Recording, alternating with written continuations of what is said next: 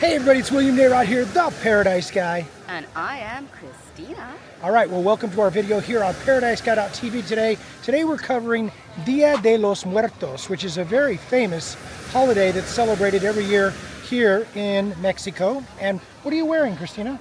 I'm wearing a flower crown, the kind that you see in a lot of the skeleton iconography that is associated with this celebration.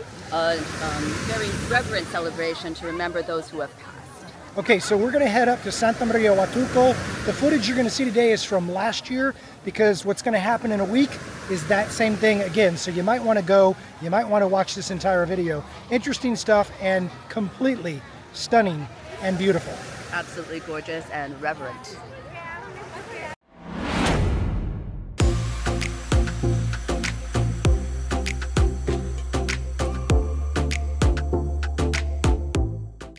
All right, well, here we are in Santa Maria Huatulco.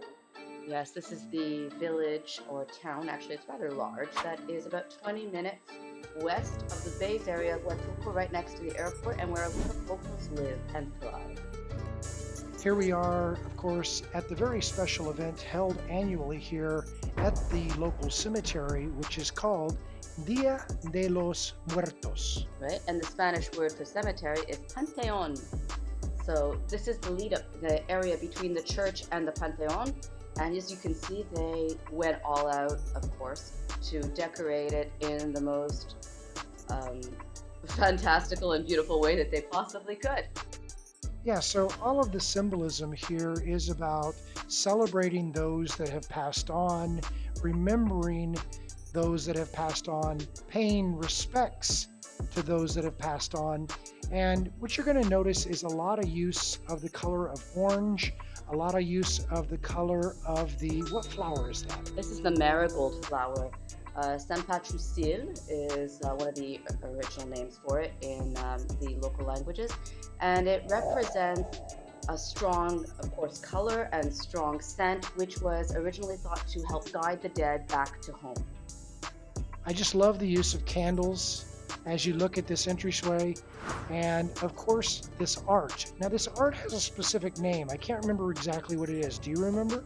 I think it's called tapete de arena, or sand rugs, sand carpets. They make it out of sand and sometimes flowers and petals, and it's really quite amazing. It's not everywhere in Mexico that they do that, but they do it here. And of course they also decorated with these skeletons, these sugar skulls, so to speak, in all these life situations, kind of funny, kind of cute, but also at the same time very respectful, representing what the dead would love to experience back in the living. The original Aztecs, because it was an original Aztec celebration, were believed that if you honored the dead and the bones of the dead, then the dead would help, of course, maintain the living. And here she is making an incense burner, which is all very important. This comes from the copal tree. Yeah, so now the copal tree actually helped name a place that's nearby Huatulco called Copalita, because I guess the copal tree grows in that area. But this incense has a very distinct smell. Yeah, it's pretty pungent, but it's also light at the same time. That's the way I would describe it. It represents transition, apparently, from the physical idea of the tree to the smoke, which represents transition into the metaphysical, or passing into the afterlife, the underworld. Okay, so what you need to know about this event is that it's full of color, it's full of reverence, it's full of life, even though it's a celebration of those that have passed on. This is not a somber occasion. You don't find people sitting around crying or wailing because of the loss of their loved ones. You find them celebrating and paying respects to, and that's why this has become such a big tourist attraction. Tell us a little bit about this event, where it takes place, and what the days people can attend this at. Well, I mean, typically it takes place in every observer's home. Anybody can observe Dia de los Muertos as they need to. Here we are, though, in the Panteón, the cemetery. This is where the big event happens, typically on November 2nd. So the days start actually way back on October 27th, when we start with the Day of the Pet. And then we have other days. We have the day of the people who have died from accidents or violent death. And then from drownings on October 29th. On October 30th, the lonely and forgotten souls. We cannot forget the forgotten souls. And on the 31st, typically known as Halloween elsewhere, the unborn children. November 1st is also All Saints' Day in the Christian calendar. So, of course, they merged the Aztec traditions with the Catholic traditions once the Spanish came. And so that is the day of the innocents, the dead children. And then, of course, November 2nd, which is the day we are showing you here today, is the big, big celebration of anybody who just died of natural causes. All right, so you can see here, these are actual grave sites that you're looking at. Of course, they're decorated with beautiful marigolds. There's lots of candles. You see the families sitting around the graves, and they will sit here actually all night long. And during that time, they are quite respectful, they're introspective, and they don't mind the fact that there are crowds and crowds of people walking around taking pictures of the beauty that they have created along with the grave sites here at the cemetery. That's an excellent point. You see, the Mexican culture and people in general, they are very proud of their traditions and they want to share them with you. They want you to come and learn all about them, but in a respectful and appreciative manner. So you can go into the cemetery and watch the families sit their vigil, set up the favorite things of those family members they love who have passed, and the beautiful decorations that they are providing for them so that they can welcome them on this night of the dead, as long as you are there to respect, to learn, to observe, and to grow yourself with the Mexican culture, so to speak. So if you'd like to go see an event like this yourself, maybe even this year, on November 1st and November 2nd, let us know. We've got the Preferred Provider Network available to be able to take you there and to let you experience this and then bring you back. I will tell you this, because we drove to this event last year, that parking is an absolute nightmare. Yeah. And look at this. I love this scene right here. I remember watching that as it was happening last year and just feeling so serene, at peace. These ladies were just taking so much care, and it was just such a beautiful moment. Here we are again, highlighting the candles against the marigolds, which cause an amazing orange glow, and there's a certain fragrance that you smell when you're around this event as well. Yeah.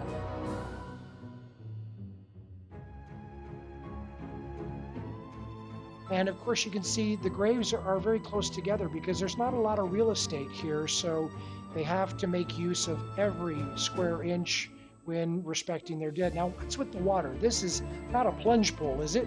I certainly don't think so. I think it might be more of a holy water font, I would believe, yeah. But also back to the walking through the cemetery, if you are going to go and observe, and you should, make sure you wear the right footwear. I learned the hard way that heels are probably not the best way to go because everything is really, really close together. Yeah, you got to watch your step when you're going through the cemetery. And if you're going to take photos or videos like we did, you just have to do it in the most respectful way possible, knowing that these are the family members of people that are in these graves. And that deserves a certain amount of respect. But what we're doing here with this video is raising awareness for this beautiful holiday, this beautiful tradition, so that everybody can come and not only remember the people here that are laid to rest, but also maybe their own family members that are laid to rest as well. Yes, we've all had people in our lives that have passed on, and when we do observe Dia de los Muertos here in Mexico, it really gives me peace when I think about those people, because there is sadness in knowing that they're no longer with you, but there is a certain just acceptance when you can see how the Mexicans value death and life together in a symbiotic sort of relationship. You know, being in a cemetery isn't spooky here. So let me talk about the movie Coco. So many of you all, especially with children, have seen the movie Coco, and Coco is really a movie all about the Day of the Dead, isn't it? Yeah, it is. It's about the celebration and about remembering. It's all about remembering. The theme song is called Remember Me. So they wrote this beautiful story all around it, which is very entertaining. And you might think if you haven't been to Mexico that it might be a little bit sensationalized, but it's not. A lot of that is actually, as you can see here, very, very authentic, at least the iconography that they used. Another thing about Coco, which you may not realize, is there's an old woman in that movie. If you haven't seen it, watch it. And in that movie, the very, very old abuela, the great grandmother, that is actually based on a real woman. So if you do some research online and look up that woman, you'll see that she just recently passed on herself. But you can imagine all the wisdom, all the love, all the tradition that went along with her and her burial and goes on now after her death. And you could say that that movie is just a great way to honor what she represented of the Mexican people as well. And you know what? Here we are back on the street because guess what? Dia de Muertos is also a celebration. Don't forget that. They have michelada stands, food stands of all sorts, and we had some great tacos that night, I remember, and music, and kids dressed up with candy. Yes, they kind of merged the Halloween tradition in with it as well.